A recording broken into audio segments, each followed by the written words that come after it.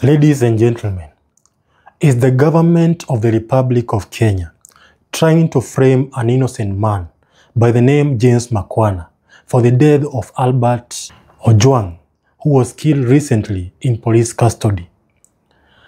I'm trying to check this thing because today IPOA, the Independent Policing Oversight Authority, presented a case in the Milimani Law Courts today, stating that James Makwana, together with others, orchestrated the killing of Albert Ojwang while he was in police custody in Central Police Station. Are you buying this information? Because I am not. And today, I wanted to think about and ask myself, why would a young man who was not interdicted in the first place, because when this news came out that Albert Ojwang had died, some police officers within the Central Police Station were interdicted, others were arrested, but the main culprit or the main suspect of the case, Eliud Lagat, the Deputy Inspector General, was not anywhere near the accusations by the IPOA or the government officials.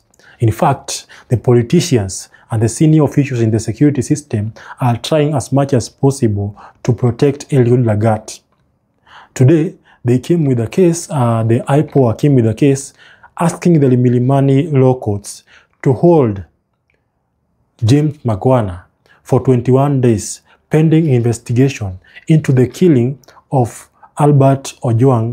I feel like something is being hidden here, and I wouldn't be surprised because this government, if there is one thing it has taught us, that whatever reason we have to protest or run around with is not important to them. What is important is what they decide.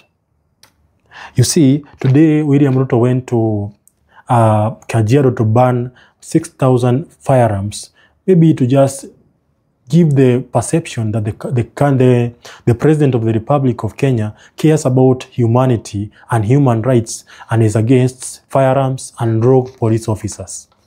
But why then do they go for a young man to come and be the scapegoat of the murder case? Yes, Albert Ojwang. I do have a few reasons why government would want to do such a thing. And the first reason is obviously scapegoating, because somebody has to take the blame.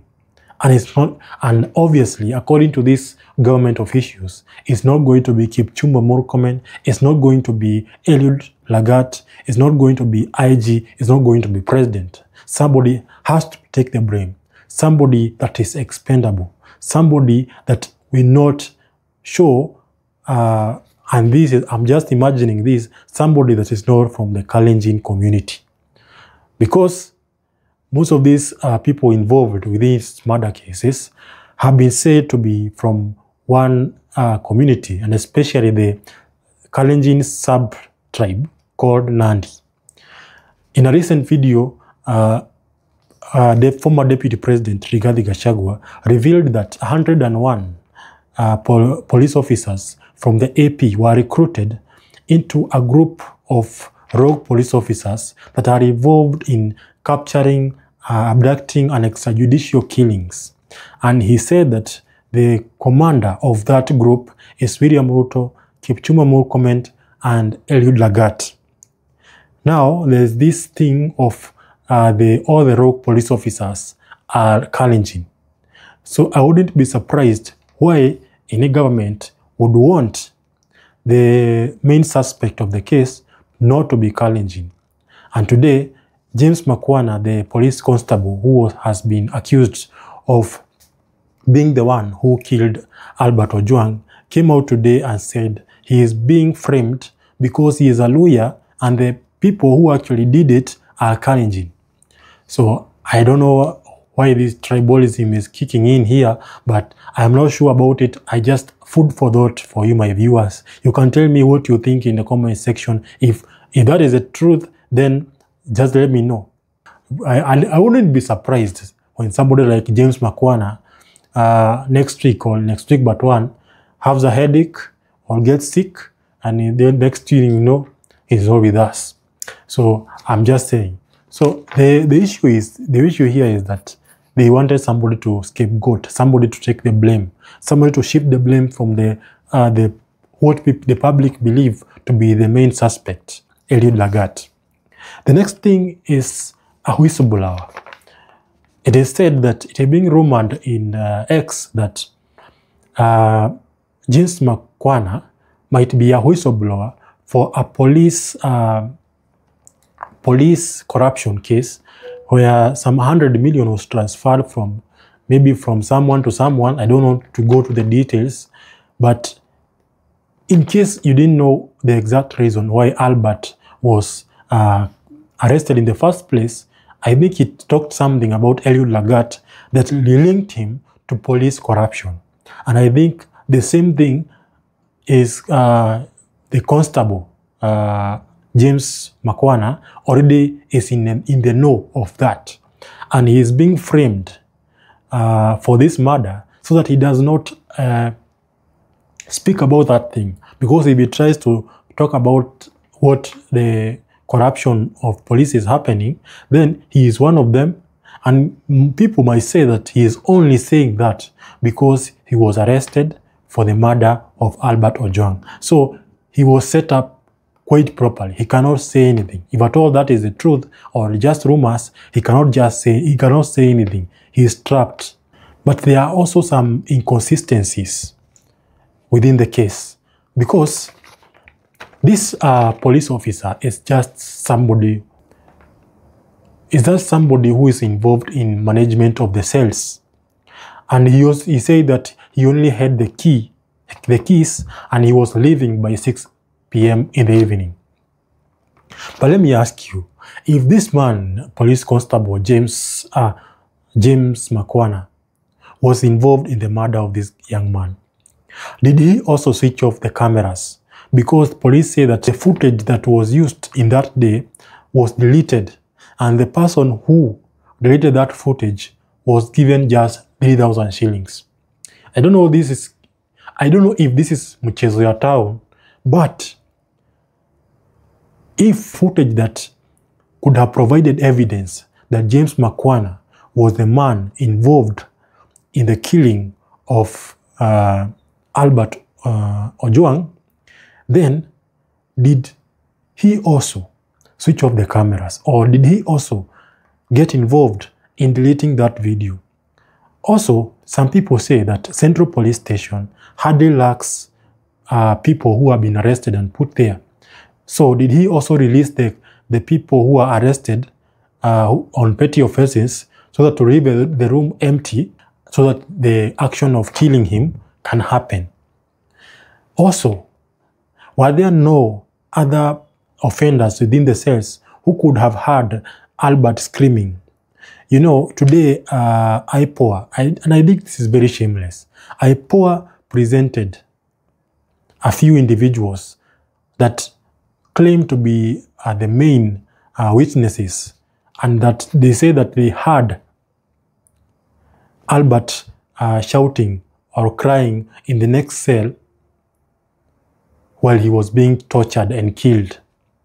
And this is very inconsistent with the story that we just read yesterday on the Star, that Albert Ojwang was killed and tortured in Karura Forest by police officers, some of them senior police officers within the government.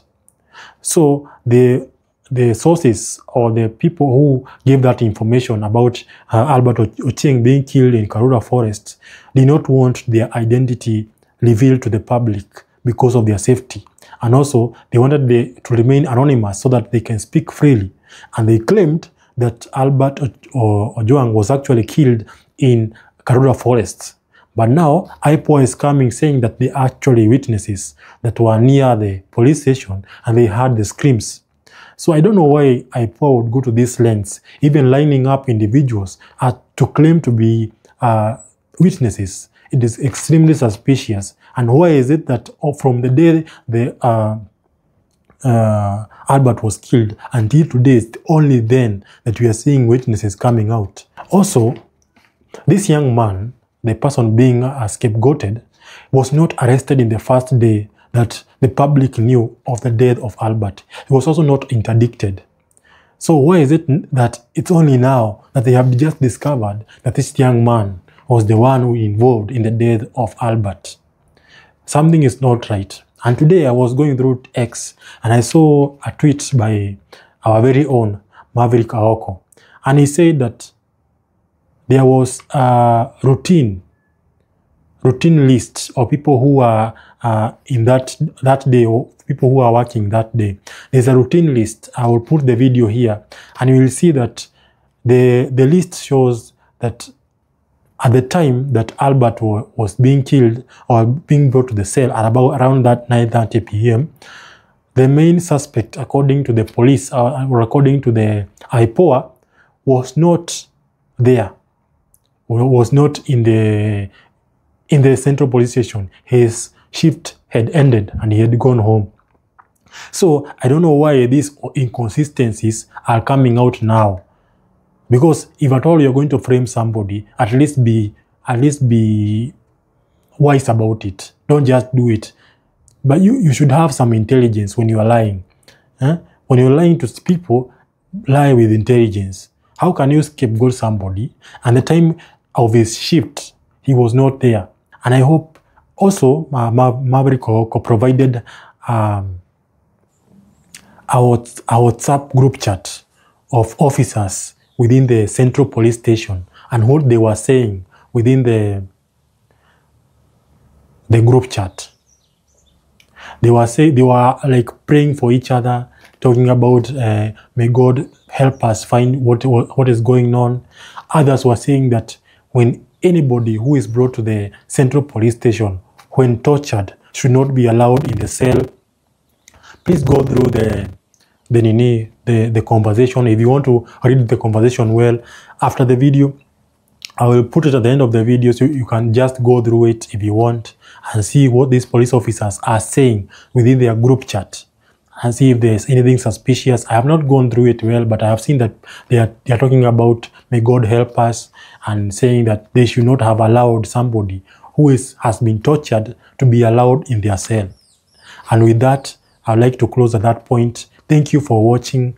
I appreciate your support. Please like this video and subscribe to the channel. And I thank you very much for being supportive at the beginning of my journey as a YouTuber. I am very grateful and I am hoping that we can be partners in this journey and we can grow together. Thank you very much and God bless you. Peace.